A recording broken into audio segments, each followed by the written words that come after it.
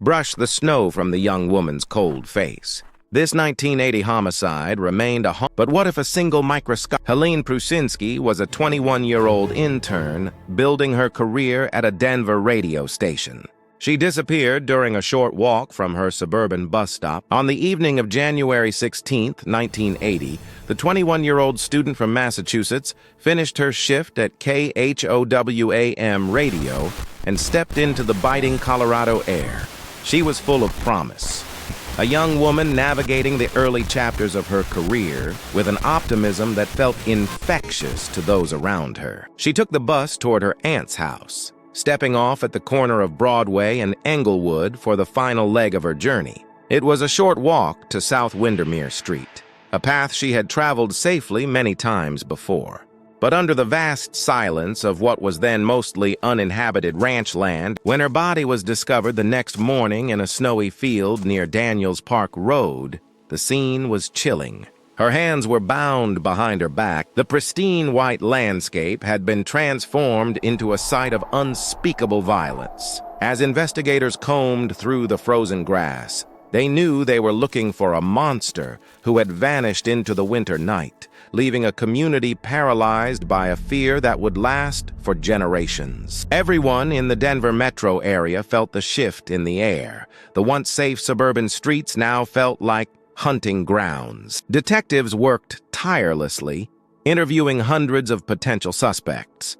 But in 1980, the technology simply didn't exist to bridge the gap between They were left with a horrific crime scene and a handful of biological clues that would have to wait nearly 4 decades to finally tell their story. The investigation into Helene's death began in an era of... In 1980, the field where her body lay was a desolate stretch of unincorporated Douglas County, far from the suburban development of modern-day Highlands Ranch, which now covers that land. Detectives like Kevin Duffy combed through the snow, meticulously documenting every footprint and fiber, but the science of the time was frustratingly limited.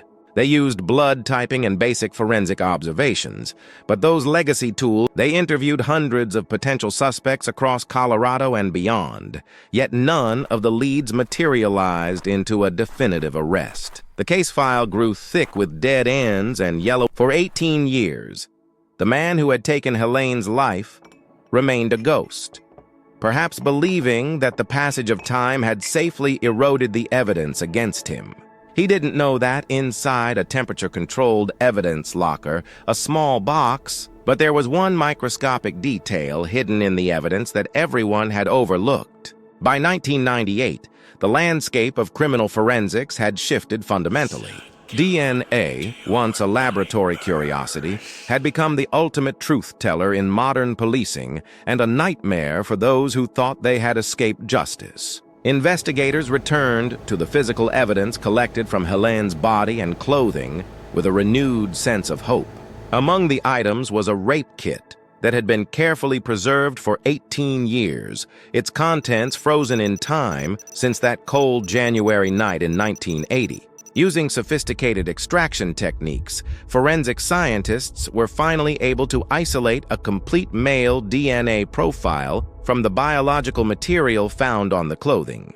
This was the killer's unique genetic signature, a microscopic blueprint of the man who had... It was a breakthrough that many officials thought would provide an immediate answer and finally bring closure to the Pruszynski family. However, even with this revolutionary scientific breakthrough, in 2001, the profile was finally uploaded to the National Database of Known Offenders, known as CODIS. Detectives waited for the computer system to flash a name or a previous arrest record, but the screen remained silent. The killer was not in the system.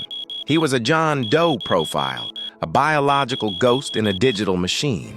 While they finally had the genetic identity of the perpetrator, yet tucked away within that cold evidence was a single piece of microscopic material, often described as a single hair or a pure source of trace DNA.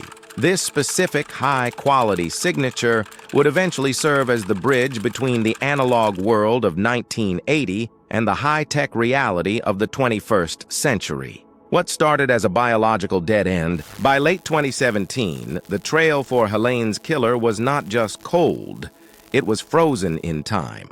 The DNA profile extracted from the evidence years earlier remained a silent witness, a string of numbers in a computer that refused to spark a match in any law enforcement database. But technology was finally beginning to catch up with the brutality of that. The Douglas County Sheriff's Office decided to pivot their strategy, turning to a revolutionary and burgeoning field known. It was a high-stakes gamble that relied on the modern world's obsession with discovering its roots through commercial ancestry kits. Investigators sent the genetic profile to Parabon Nanolabs, where Chief Genetic Genealogist C.C. Moore began the painstaking process of working the problem backward. In this new era of detection, the police were no longer searching for the killer himself in the initial stages. They were searching for his distant cousins. By uploading the suspect's DNA profile to the public database GED Match, researchers began to identify individuals who shared small segments of DNA with the unidentified man from the 1980 crime scene. These digital breadcrumbs allowed them to start building a massive, intricate family tree from the ground up, using a single microscopic source of biological material as the foundation for the entire structure. But what investigators discovered next changed everything. The genetic map did not lead toward the familiar mountain towns of Colorado or the bustling neighborhoods of Denver, where Helene had lived and worked. Instead, the data pointed directly toward the American South, tracing a lineage through. This is where Mitch Morrissey, the former Denver district attorney and co-founder of United Data Connect, brought his expertise to the forefront. His team worked alongside the sheriff's office to narrow the search from thousands of potential distant relatives down to one very specific branch of the Clanton family tree. They were no longer hunting a ghost in the snow. They were looking for a living man with a specific sequence of brothers. The single hair and preserved biological evidence from 1980 were now telling a story of migration, family ties, and a hidden past. Through this exhaustive kinship analysis, the researchers identified a group of siblings who had been in the right place at the wrong time. One of these men, however, had a history that stood out. He had moved from Arkansas to Colorado just before the murder and then drifted away shortly after, eventually settling in Florida. The investigative team realized they weren't just looking at a cold case file anymore. They were looking at a family tree with a dark, hidden knot in its branches that was about to be untied. The 1,600-mile journey from the quiet, snowy hills of Douglas County led investigators to the flat, humid landscape of Union County, Florida. It was December 2019, and the detectives from Colorado were operating far outside their usual jurisdiction, fueled by a lead that had been 40 years in the making. The man they were tailing was James Curtis Clanton. To his neighbors in Florida, he was a 61-year-old truck driver leading an unremarkable life. But to Detective Kevin Duffy and the rest of the Douglas County Sheriff's Office, he was the primary person of interest in a case that had haunted their department for a generation. The challenge was delicate. They could not simply walk up and ask for a DNA sample without tipping him off and risking that he might vanish again, just as he had done shortly after the crime in 1980. They had to wait for Clanton to discard something, a piece of abandoned property that would carry his genetic signature. For days, undercover officers followed him with practiced patience, watching him move through the mundane rhythms of his daily life.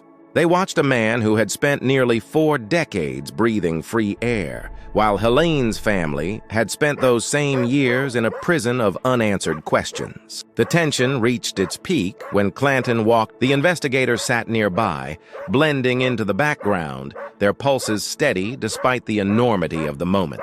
They watched as Clanton took several sips from a heavy glass beer mug, his hands gripping the handle that would soon provide the answers they had sought for decades. When he finally finished his drink, paid his tab, and walked out the door into the Florida sunshine, The team moved in with clinical precision. They carefully recovered the discarded beer mug, treating it with the same reverence one might show a fragile historical relic.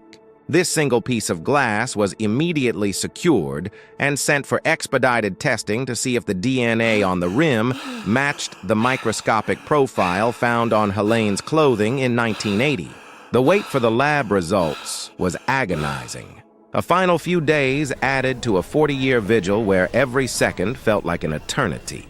But the most devastating, the lab results from Florida arrived. The DNA profile recovered from that discarded beer mug was an identical match to the genetic signature left on Helene Pruszynski's clothing in 1980. The long wait for a name was finally over.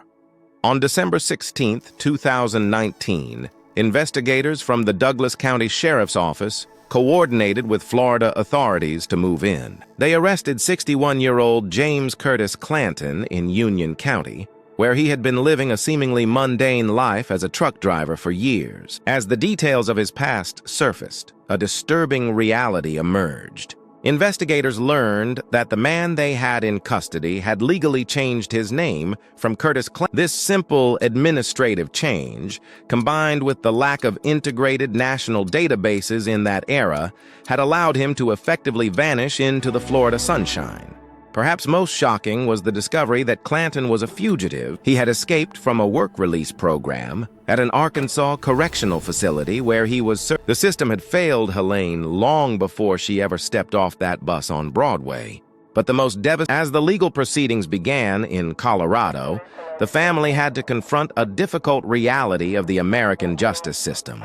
Because the murder was committed in 1980, Clanton had to be sentenced under These laws were vastly different from the strict sentencing measures of today. In March 2020, facing the undeniable weight of the forensic genealogy evidence and the microscopic traces left behind, James Curtis Clanton, on July 1, 2020, he stood before a judge to receive his final judgment. He was sentenced to life in prison, the maximum penalty available. However, those 1980 laws dictated that a life sentence carried the possibility of parole after serving just 20 years. For Helene's sister, Helene Pruszynski, the sentencing was a moment of profound, complicated relief. She spoke of her sister not as a statistic, but as a person whose light was extinguished far too soon. The resolution provided the truth that the family had sought for 39 years and 11 months, proving that science and persistence can eventually bridge the gap between. If a killer is finally identified after 40 years, does the legal technicality of a parole? If this story gave you chills, hit subscribe and the notification. Drop your theory in the comments below.